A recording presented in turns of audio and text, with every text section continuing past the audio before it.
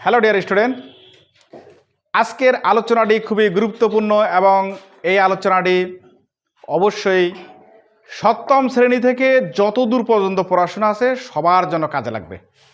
সপ্তম শ্রেণীরও কিন্তু এখন এই গ্রামারে কিন্তু সেই অংশটা কিন্তু তুলে দেওয়া হয়েছে, সেখানেও কিন্তু 5 নাম্বার আছে, আর 8, 9, 10, 11 ইনশাল্লাহ আছেই।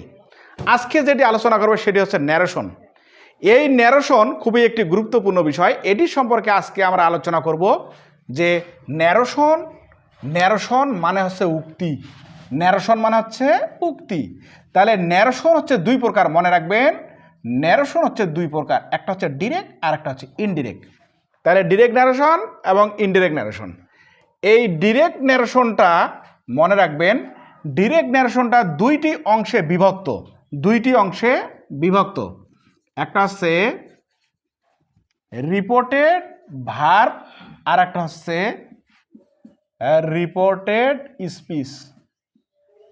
মনে রাখবেন, রিপোর্টেড ভার্ব আর রিপোর্টেড স্পিচ এই ডিরেক্টটাকে দুইটি অংশে বিভক্ত করা হয়, সেটা হচ্ছে রিপোর্টেড ভার্ব আর হচ্ছে রিপোর্টেড স্পিচ। মনে রাখবেন, দুইটি অংশে বিভক্ত করা হয়। এই রিপোর্টেড ভার্বটাকে আবার দুইটি অংশে আবার বিভক্ত করা হয়, সেটা হচ্ছে যে সাবজেক্ট এবং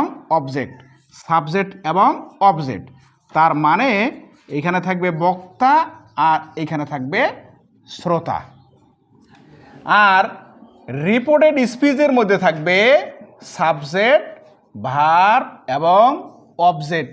এইখানে সাবজেক্ট, ভার্ব, অবজেক্ট থাকবে, কারণ এইখানে ভিন্ন ধরনের এখানে কিন্তু সেন্টেন্সগুলো থাকবে, যে 5টা সেন্টেন্স এখানে কিন্তু থাকতে পারে।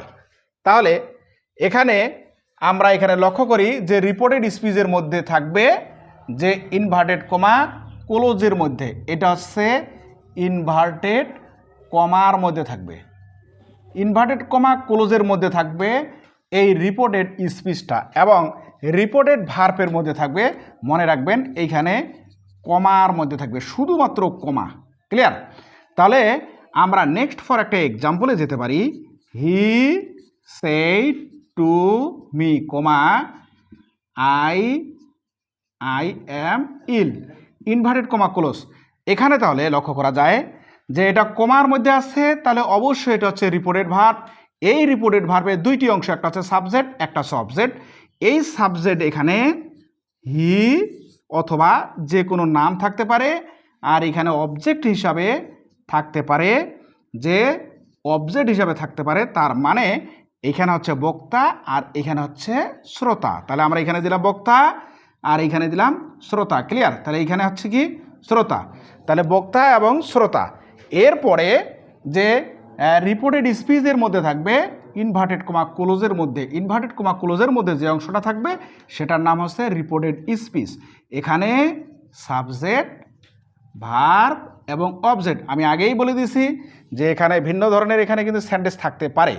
তাহলে এখানে ক্লিয়ার যে এখানে কি থাকবে, যে এই যে ইনভার্টেড কমা ক্লোজের মধ্যে থাকবে সেটার নাম হচ্ছে রিপোর্টেড স্পিচ, আর যেটা কমার মধ্যে থাকবে সেটা হচ্ছে রিপোর্টেড ভার্ব। রিপোর্টেড ভার্বের মধ্যে থাকবে সাবজেক্ট এবং অবজেক্ট, তার মানে বক্তা এবং শ্রোতা, আর এইখানে যে কোনো সেন্টেন্স কিন্তু এখানে থাকতে পারে।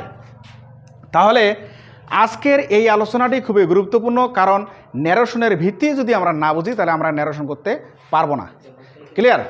এর বিস্তারিত আলোচনা ইনশাল্লাহ পর্যায়ক্রমিকভাবে হয়ে থাকবে। আমাদের সঙ্গে থাকার জন্য সকলকে ধন্যবাদ।